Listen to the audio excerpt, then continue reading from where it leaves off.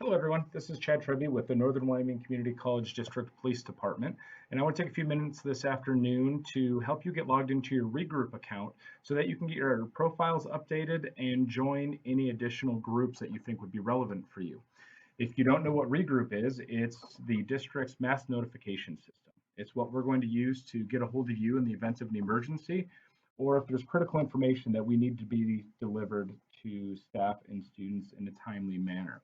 So you may not know it, but you actually already have a Regroup account. And today's video, I'm going to show you how to get logged into that, how to update your profile information so we ensure we have accurate contact information for you, and then how to join any groups that you think would be relevant for you to receive notifications from.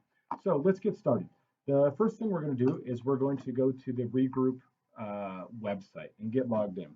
The website, if you don't already have the link, is nwccd.regroup.com. So if you type that into your internet browser, it's going to bring you to the first step of our sign-in page. This is validating that you have a current account with the organization. So just enter your sheridan.edu email. So I'll go ahead and get mine entered here. And we're going to click next. And it's going to take us to our sign-in page. On the sign-in page, you're going to use your current My NWCCD account password. So this is tied back to our single sign-on program. So enter your current password and hit sign in. Now this will bring us to, don't save it, and no, don't say sign in. Now this will land us on the actual Regroup dashboard. So your dashboard may look a little bit different than mine. As an administrator of the system, I can see some things that you probably won't see, but I can get you talked through this. At the top of your web page, if you go all the way over to the right, we're going to see a little picture, and that's our profile button. If we click profile, come down to my profile, that'll bring up your contact information. So if you want to update and add a personal photo, you're more than welcome to. First name, last name should be in there by default. The other default in here will be your sheridan.edu email address. So that will remain in there as the default address. But if you have another email address that you'd like to add, maybe you have a personal one that gets sent to your phone, you check it more frequently, you're welcome to add any email that you would like there. So I don't have another one that I want to add, so I'm just going to delete that. Most importantly on this page is the phone numbers. So the system has the ability to send mass notification over text, and we need to ensure that we have an accurate information pertaining to your phone number that you want to receive emergency notification at. So I've already updated mine. It's in here, and it's a cell phone. So if you want to add another one, I'll show you what it'll look like when you're going to add one. You're going to come in, select your country, most likely the United States.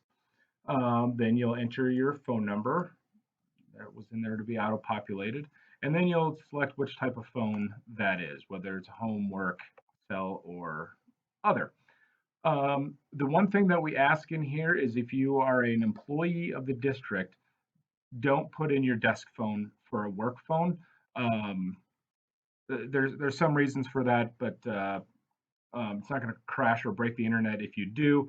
Just know that it's unnecessary to put your desk phone in there. But if you're a student and you have an office phone that you'd like to receive notification at in the middle of the day, you can put that in there. We have the ability to send voice messages over phones. So if you live in an area that doesn't have cell coverage, but you do have a landline at your home, please feel free, and I would ask that you do, add a home phone number, even if it's a landline, and we can make sure that we get you that message. So you'd enter all that, and then you just keep scrolling. But again, I'm going to delete this because I'm already in there. No need to add a physical address. You're welcome to if you want to, but it's not needed. Change password. Again, there's no need for you to change your password because this account is always going to sync back up with your My NWCCD password. So, and you can ignore the preferences. The important part for you to remember is after we've updated all this information is to come down here to the save button. If you don't scroll down far enough, it's really easy to miss, but make sure we save those updates that we just made. And we should get a notification that says all the updates have been successful. So we can close out of that, scroll down, make sure everything is saved, and it looks good, and it does. All right, so we've updated our profile information. The next thing that we're going to talk about are groups.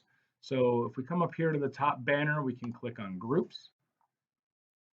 And you're going to see a whole list of groups that are available in the system.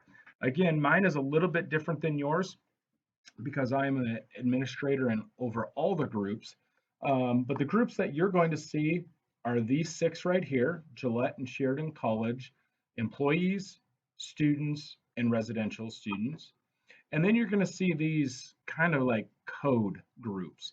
If you just ignore the digits, the next 2 numbers are which campus, Sheridan campus.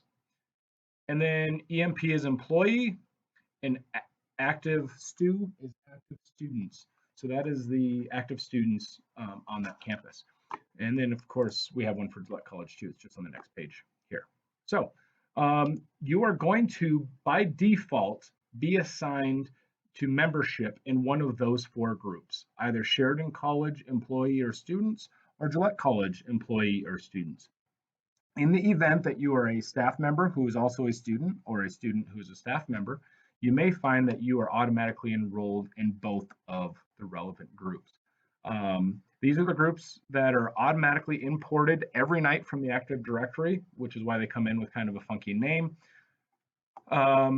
You don't have the ability to leave these groups. These are the ones that you are assigned by default. So just make sure that you are assigned to one of these groups, and you'll only see the groups that you're a member of. You won't see all of them. Next is the optional groups. So up here, we have the 6 optional groups. We have Sheridan College employees, Sheridan College students, Sheridan College residential students, and then the same groups for Gillette: employee, students, and residential students. These are optional groups that you have the ability to opt into. In the event that you want to receive notifications from these groups, you're welcome to sign up for any that you feel are relevant, or all of them if you want to. The way that you would sign up for an additional group would be to go to the group, and if you come over here, it will give you the option to join. So you can hit this drop down, come down here, click join, and you'll be added into that group automatically. There's no validation process, or you don't need approval. Everybody can just join those groups.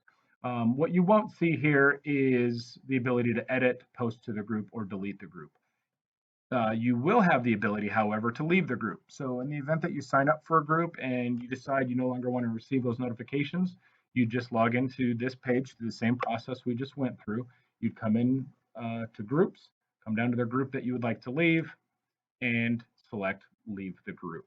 So there's lots of reasons you might want to join other groups. If you're a district employee who is assigned to the Sheridan College employee group by default, but you frequently work on the Gillette campus, you may want to join the Gillette College employee group so that you receive notifications of what's being sent out to employees on our location, on the Gillette location.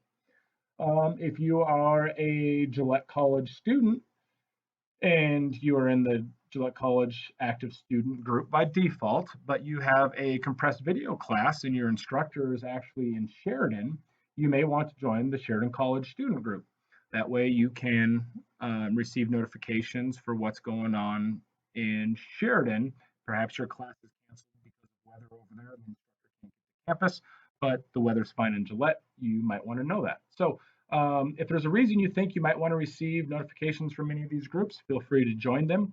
If you would like to just remain active in your assigned constituency, you are more than welcome to just stay there as well. But this is how you would join other groups. So I'm just going to do a quick recap, and we're going to get this wrapped up.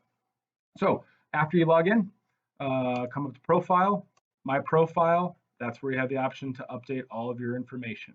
Make sure we hit save down here at the bottom. We'll get a notification that the save has worked and everything's uploaded. And then we'll come over to groups, and you can join any of these groups that you would like. And these groups down here, anything that starts with a W76 is a default group. You'll see one, maybe two of them, depending on your role in the institution. So that concludes the video. If anybody has any questions, feel free to get a hold of me anytime over email. My email address is ctrebi@sheridan.edu, or give me a call on my cell phone, 689-7586. Thank you guys all for watching. I hope this went smooth, and I look forward to seeing everyone back on campus.